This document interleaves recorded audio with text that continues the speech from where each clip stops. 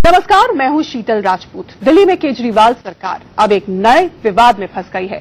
दिल्ली के लोगों से किया वादा पूरा करने के लिए मुख्यमंत्री अरविंद केजरीवाल ने जो दिल्ली डायलॉग कमीशन बनाया था, उसके सचिव आशीष जोशी को 1 महीने के अंदर बेआबरू करके हटा दिया।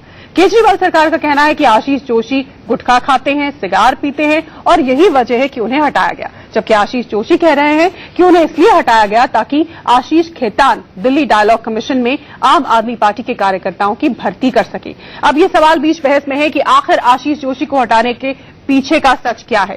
क्या गुटखा सिगार के बहाने आम आदमी पार्टी दिल्ली के नौकरशाहों पर तानाशाही चला रही है?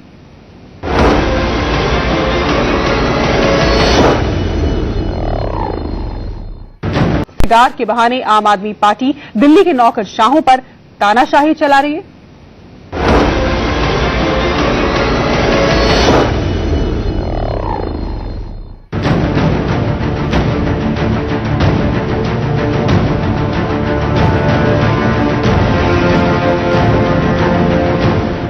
दिल्ली में केजरीवाल की सरकार और विवादों के बीच चोली दामन का रिश्ता बन गया। आम आदमी पार्टी के मंत्रियों और विधायकों पर संगीन आरोपों को नजरअंदाज करने वाले अरविंद केजरीवाल की नजरें अब आईएएस अफसर आशीष जोशी पर टेढ़ी हुई हैं। आशीष जोशी को केजरीवाल सरकार ने दिल्ली डायलॉग कमीशन में सदस्य सचिव बनाया था और 1 महीने के अंदर ही उन्हें बाहर का रास्ता दिखा दिया गया। आशीष जोशी पर आरोप ये लगाया गया कि वो ऑफिस में सिगार पीते हैं, गुटखा खाते हैं। जबकि आशीष जोशी का आरोप है कि उन्हें दिल्ली डायलॉग कमीशन के वाइस चेयरमैन आशीष खेतान के दबाव में हटाया गया। देखिए, ये भी अजीब सी बात है कि कोई वजह नहीं बताई गई। कुछ लेटर गया है दिल्ली सरकार से मेरे विभाग को, मेरे पेरेंट कार्डर को, और उस तरह की उसमें इस तरह का कंप्लेंट भी है कि मैं पान पराग का सेवन करता हूं। दबाव ये पड़ रहा था कि आप ऑर्डर उन लोगों के निकाल दीजिए, कोऑर्डिनेटर्स के, जो ऑनररी बेसिस में काम कर रहे हैं। और उसका रीजन ये दिया गया कि भाई पैसे तो ले नहीं रहे, रेम्यूनरेशन सैलरी तो कुछ ले नहीं रहे, तो आप निकालने में क्या आपत्ति है। तो उसमें मेरा ये कहना था एज मेंबर सेक्रेटरी, देखिए एक प्रोसीजर फॉलो करना पड़ता है। एक बार वेबसाइट में हमने डाल दिया है और लोगों के एप्लीकेशंस आ रहे हैं, तो उसी प्रोसीजर के तहत हमको नियुक्ति करनी पड़ेगी और जो भी सबसे अच्छा उसमें होगा उसको लिया जाएगा। तो उसी कारण से मुझे लगता है शायद ये कारण रहा होगा जो अचानक निकाला। आशीष जोशी का ही आरोप अब केजरीवाल सरकार पर सवाल बन गया है कि क्या गुटखा सिगरेट के बहाने आम आदमी पार्टी अब दिल्ली सरकार के नौकरशाहों पर भी तानाशाही चला रही है। ये सवाल इसलिए भी है क्योंकि अगर गुटखा सिगार ही आशीष जोशी को हटाने की वजह है, तो फिर केजरीवाल सरकार में मंत्री गोपाल राय को क्यों नहीं हटाया गया? गोपाल राय भी तो तंबाकू का सेवन करते हैं। ये आप उसका प्रचार करो कि भाई हम इस पे सख्ती करने वाले हैं और आइंदा से कोई इस तरह से सिगरेट नहीं पिएगा। महीना दो, 2 महीना दो, 4 महीना दो, उसके बाद आप कानून में सख्ती करो। लेकिन इस तरह से एकदम ही हथौड़ा चलाना, आज नौकरी मिलती नहीं है, आप बेइज्जत मत करो लोगों को।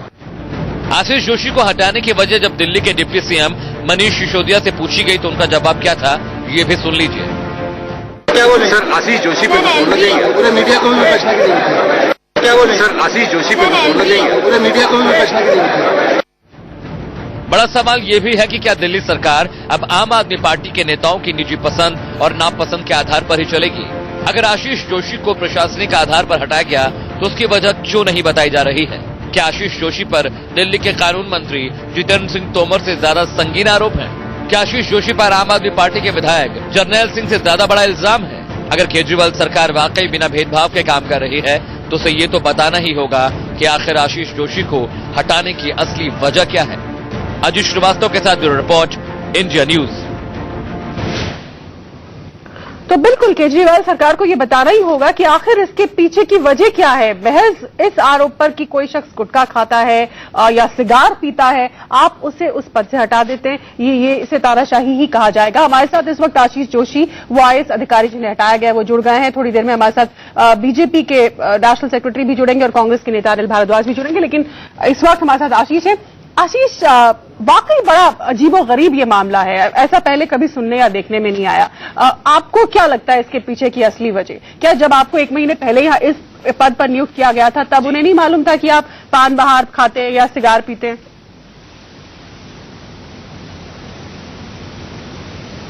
देखिए, ये मेरा पर्सनल निजी मामला है और मैं सिगार पीता हूँ और गुटखा नहीं खाता हूँ। मैं पान बाहर में तुलसी मिला के खाता हूँ, गुटखा वैसे बैंड है। और इस तरह की चीज मैं तो 3 साल के डेपुटेशन में दिल्ली गवर्नमेंट ज्वाइन किया था और मैं basically member finance Delhi urban shelter board में था और मुझे एडिशनल चार्ज दिया गया member secretary Delhi dialogue commission. अब देखिए, हमारे देश में कॉन्स्टिट्यूशनल डेमोक्रेसी है, सब कुछ संविधान के हिसाब से चलता है और उसी संविधान के हिसाब से कानून बनते हैं, रूल्स बनते हैं, रेगुलेशंस बनते हैं। दिल्ली डायलॉग कमीशन जो है एक तरह से प्लानिंग कमीशन के तरह है और प्लानिंग कमीशन के जो गाइडलाइंस थे उसी को मद्देनजर रखते हुए हमने गाइडलाइंस और प्रोसीजर्स बनाए थे दिल्ली डायलॉग कमीशन ने और वो हमने वेबसाइट में डाल दिए थे अप्रूवल के बाद। उसके बाद एप्लीकेशंस आने शुरू हुए, पर कुछ कैजुअल बेसिस में आम आदमी पार्टी के वॉलंटियर्स काम कर रहे थे। अच्छे बच्चे हैं, एक स्टैनफोर्ड और कुछ इंडियन स्कूल ऑफ बिजनेस के हैं, पर यह है कि जब प्रोसीजर बन गया, लोगों के एप्लीकेशन आने लगे, तो उस पर दबाव बना कि आप जो कैजुअल बेसिस में काम कर रहे हैं, ऑनररी बेसिस में कर रहे हैं, उनका ऑर्डर आप आदेश निकाल दें। तो वो एक तरह से उल्लंघन हो जाता प्रोसीजर्स और गाइडलाइंस का और उसको हमने माना नहीं। तो वो एक कारण बन गया हटाने के लिए मुझे दिल्ली डायलॉग कमीशन। ये जो आपको ये कहा गया कि आप इनको कर दीजिए, रेगुलर कर दीजिए, ये कहां से प्रेशर आया, दबाव किधर से आया? मुख्यमंत्री कार्यालय से या किसी और मंत्री के कार्यालय से, कहां से? देखिए, हो ये रहा है अभी दिल्ली सरकार में जो मेरे भी मित्र हैं, सचिव वगैरह हैं, नाम नहीं ले पाऊंगा, पर एक तरह से ऐसा लगता है जैसे पूरे दिल्ली सेक्रेटेरिएट में हर जगह आम आदमी पार्टी वॉलंटियर्स को किसी न कोई काम नौकरी लगाने का दबाव बन रहा है। तो उसी तरह का दबाव वाइस चेयरमैन पे भी पड़ा और उसी दबाव को उन्होंने मुझे कन्वे किया।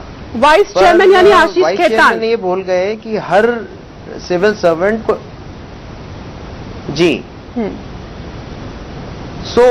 सिविल सर्वेंट हूं मैं, हमारी जो एलिजेंस होती है वो किसी पर्सन को नहीं होती, कॉन्स्टिट्यूशन ऑफ इंडिया को होती है और रूल्स रेगुलेशन जो बनाए जाते हैं उसी के तहत हम काम करते हैं और रूल रेगुलेशन उल्लंघन करना गलत होता है और हर सिविल सर्वेंट कोई रबर स्टैंप नहीं होता है और बहुत ऐसे हैं सिविल सर्वेंट जो रबर स्टैंप नहीं है और इसी तरह परेशानियां आती हैं। ठीक है आशीष, हम ये जानना चाह रहे हैं कि आशीष खेतान ने आपसे जब बात की, किस तरह का दबाव डालने की कोशिश की, कैसा कम्युनिकेशन हुआ आप लोगों के बीच में जो हालात इस हद तक पहुंच गए?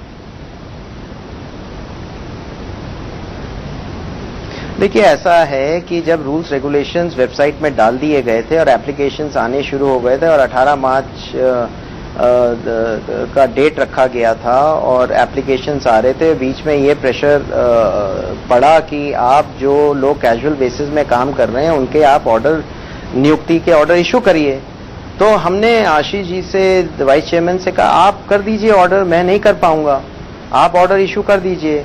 उन्होंने कहा अगर आप ऑर्डर इशू नहीं कर सकते, ये चलता गया। एतवार के दिन 29 मार्च को 6:25 को मुझे फोन किया और मुझसे कहा गया कि अगर आप नहीं कर सकते तो आप रिलिंक्विश करिए चार्ज। तो मैंने कहा रिलिंक्विश मैं करता हूं पर मुझे ऑर्डर चाहिए होगा।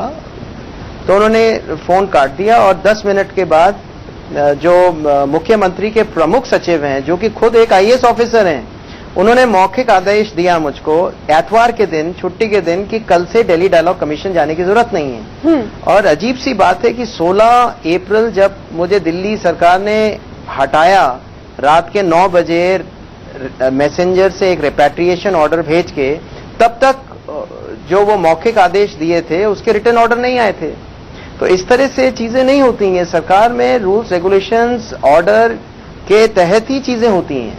मतलब आपको एक रविवार की रात 9 बजे फोन करके कह दिया गया कि आप अपना ये पद छोड़ दीजिए, कल ये दिल्ली डायलॉग कमीशन में आपका कल से कोई आपकी भूमिका नहीं रहने वाली है?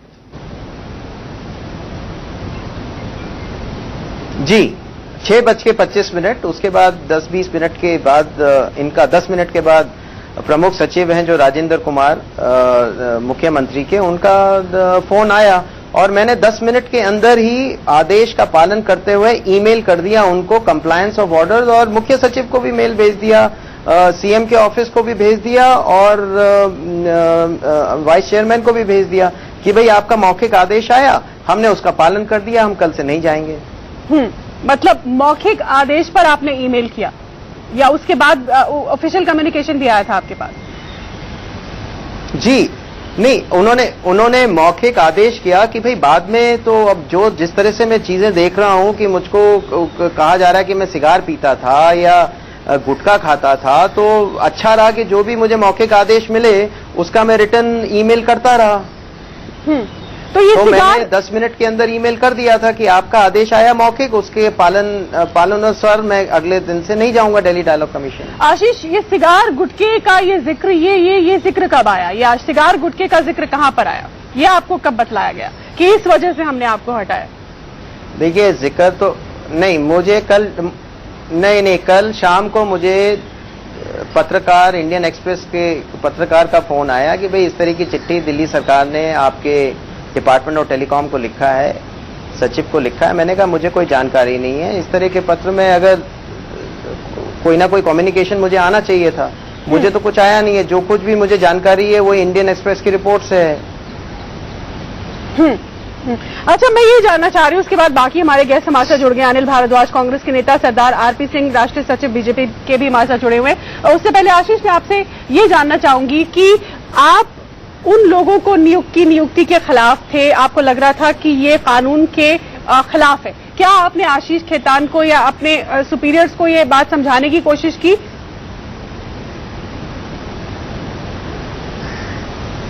मैंने जो कुछ भी, मैं सरकारी मुलाजिम हूँ, सिविल सर्वेंट हूँ, मैंने जो कुछ भी किया राइटिंग में किया और मुख्य सचिव तक को लिख के दिया।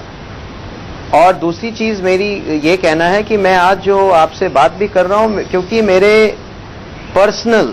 मेरा पर्सनल इशू है कि मैं ऑफिस के बाद सिगार पीऊं या गुटखा खाऊं, ये मेरी पर्सनल जिंदगी है। ऑफिस के अंदर कुछ नहीं किया, ऑफिस के बाहर मैं क्या कर रहा हूं, मैं अंडा खा रहा हूं कि मैं क्या कहते हैं चिकन खाता हूं या मटन खाता हूं, कि मैं वेजिटेरियन हूं, नॉन वेजिटेरियन हूं, ये मेरी पर्सनल लाइफ है। पर्सनल लाइफ में इस तरह के सिर्फ मंद बुद्धि किस्म के लोग ही इस तरह के आक्षेप लगा सकते हैं। बिल्कुल, आपके पास फिर आऊंगी। अनिल भारद्वाज के पास चलते हैं। अनिल जी, आप सुन रहे हैं इस मामले के बारे में। आशीष जोशी एक वरिष्ठ IAS अधिकारी हैं और उनको ये कहकर उस दिल्ली डायलॉग कमीशन से हटा दिया गया कि उन्हें ये वजह बताई गई कि वो दफ्तर में गुटखा खाते हैं या सिगार पीते हैं, ये तमाम वजह उन्हें गिनाई गई। और वो बता रहे हैं कि वो काम नहीं करना चाहते थे जो गैर कानूनी था, उन्हें लग रहा था कि कानूनी सही नहीं है।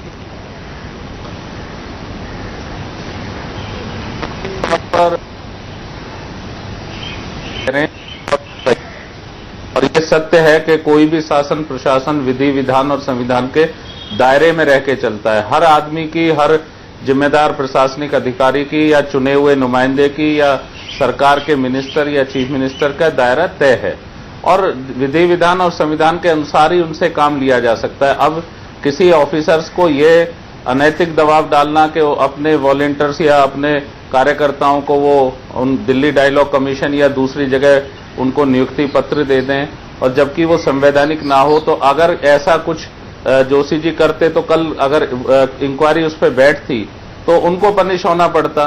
तो मुझे ये इसमें कोई संदेह नहीं है कि उन्होंने असंवैधानिक काम नहीं किया और ये किसी के अनुसार काम करना, निजी व्यक्ति के इच्छा के अनुसार, चाहे वो मुख्यमंत्री हो या कोई भी पद पे बैठा व्यक्ति हो, वो इस तरह से किसी को दबाव नहीं बना सकता कि वो निजी चाहत है और वो किसी को चाह रहे हैं अपॉइंट कर दें। उसके लिए कायदा और कानून है, उस कायदे कानून के अनुसार ही मुझे लगता है जोशी जी चले हैं। लेकिन बड़ा हास्यास्पद है कि उनके लिए ऐसा कह देना कि वो क्या खाते हैं, क्या किस तरह से निजी जीवन जीते हैं, ये बिल्कुल उनका निजी मामला है और सरकारी तौर पे, सरकारी स्तर पे, प्रशासनिक तौर पे ये दबाव बाकी जगह भी अनुभव किया जा रहा है कि कर्मचारियों को, विशेषकर जो प्रशासनिक अधिकारी हैं, उनके साथ शायद बहुत बेहतर रिश्ते नहीं रख पा रही है सरकार कहीं ना कहीं जल्दबाजी में, और सरकार के लोग ये कोशिश कर रहे हैं और ये दबाव अनैतिक है। मैं समझता हूं ये पूरी तरह असंवैधानिक दबाव है जिसपे प्रशासन को काम करने को कहा जा रहा है। सरदार आरपी सिंह साहब, प्रशासनिक अधिकारियों को ठीक तरीके से हैंडल नहीं कर पा रही आम आदमी पार्टी की दिल्ली सरकार। उदाहरण ताजा आशीष जोशी नामक ये IAS अधिकारी हैं जिनको दिल्ली डायलॉग कमीशन से हटा दिया जाता है। कहा जाता है कि आप सिगार पीते हैं, गुटखा खाते हैं।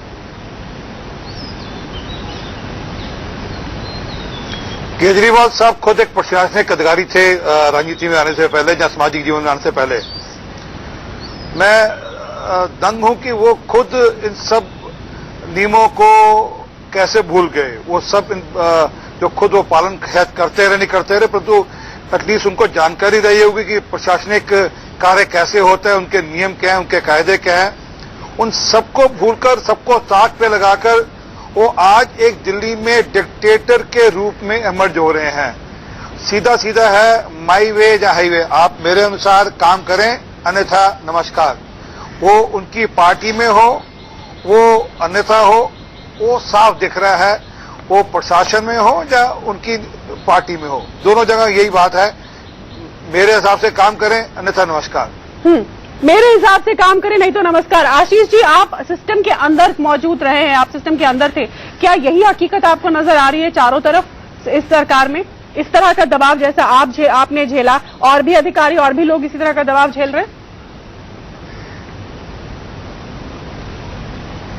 देखिए, एक चीज, पहली चीज मैं ये कहना चाहता हूं कि अच्छा रहता कि मेरे काम, और भी अधिकारी और भी लोग इसी तरह का दबाव झेल रहे हैं?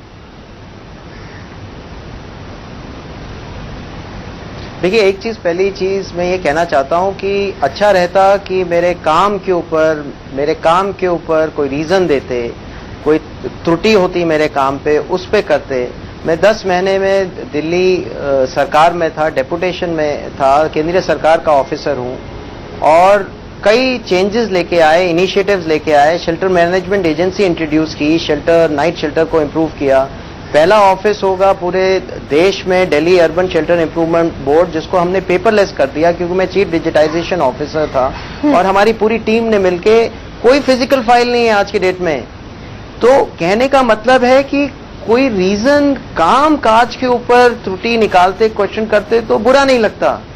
इस तरह से रीजंस निकाल के करना थोड़ा मतलब अजीब लगता है कि इस तरह से कितना कोई मतलब how low can one stoop to.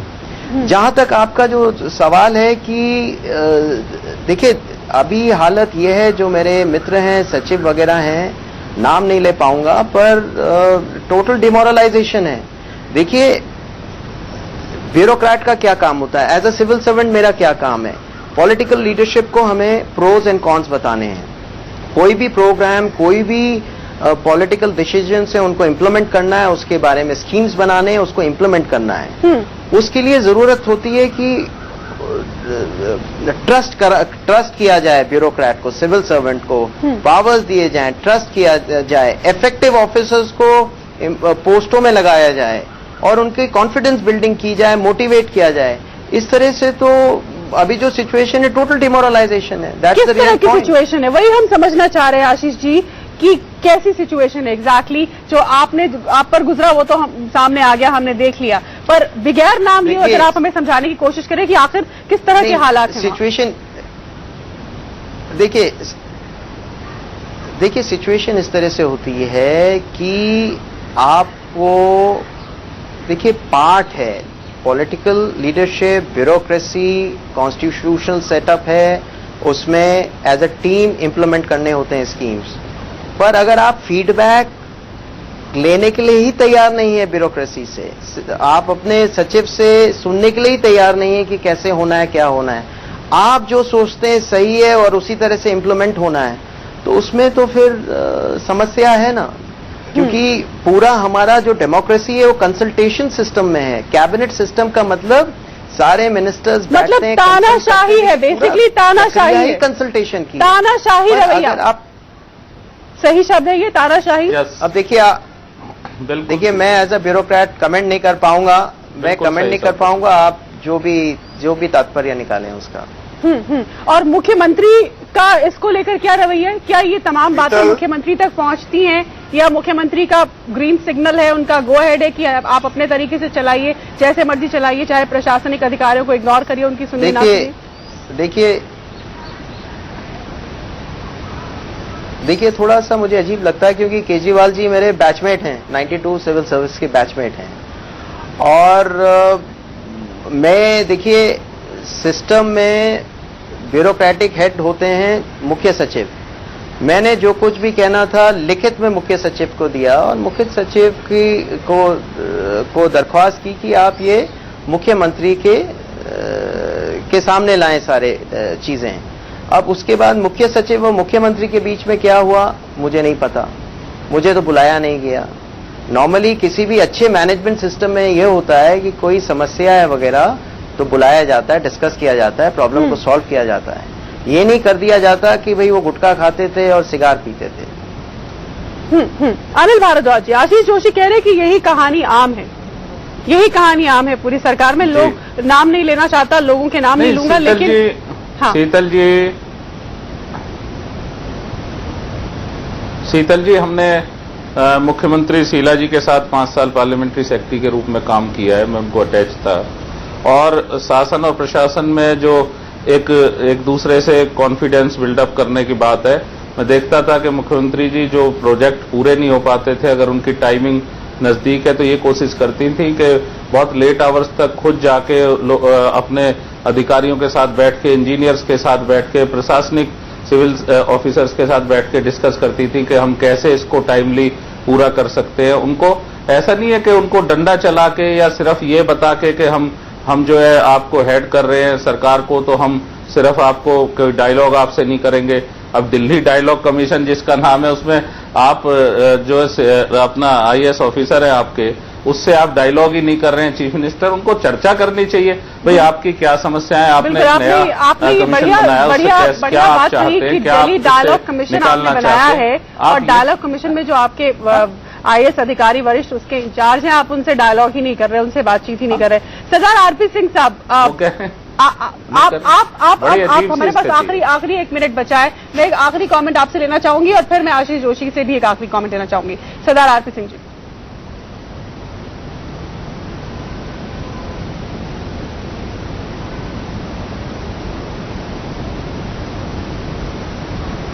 लगता है उनके साथ हमारा संपर्क कटा हुआ है, वो हमें सुन नहीं पा रहे हैं। आशीष, आखिर में चलते चलते तो आपसे अब ये कह दिया गया कि आपको ऑफिशियली ये बता दिया गया है कि क्योंकि आप गुटखा खाते हैं और आप सिगार पीते हैं, इसलिए आप दिल्ली डायलॉग कमीशन में नहीं हो सकते। ये आपको ऑफिशियली इंटीमेट कर दिया गया, ये वजह बता दी गई है आपको वहां से हटाने की? नहीं, अभी ऑफिशियली कुछ नहीं मेरे पास आया है। जो भी मुझे पता चला है, आज इंडियन एक्सप्रेस की जो न्यूज रिपोर्ट है उसी से पता चला है। मुझे कोई ऑफिशियली नहीं आई है। दिल्ली सरकार ने डिपार्टमेंट ऑफ टेलीकॉम को लिखा है और अब वो वहां जो प्रक्रिया होगी वहां से डिपार्टमेंट ऑफ टेलीकॉम से मुझे कोई पत्र नहीं मिला है अभी तक। चलिए, लेकिन अब तक ये खबर आई है कि दिल्ली सरकार ने डिपार्टमेंट ऑफ टेलीकॉम को खत लिखा है और उसमें आपको उस जगह से हटाने की वजह बताई गई कि आप पान बहार, गुटखा, बार बार उसे करेक्ट कर रहे हैं, पान बहार खाते थे और सिगार पीते हैं। वाकई बेहद बेतुका ये तर्क, अगर वाकई ये तर्क सरकार दे रही है डिपार्टमेंट ऑफ टेलीकम्युनिकेशन को इन IAS अधिकारी को हटाने का, बेहद बेतुका और इसे कहेंगे बेहद तानाशाही भरा ये तर्क है और ये रवैया है। फिलहाल इस बहस में इतना ही। आप सभी का हमारे साथ जुड़ने के लिए बहुत बहुत धन्यवाद। एक छोटे से ब्रेक के लिए हम यहां पर रुक रहे हैं, लेकिन ब्रेक से पहले हम आपको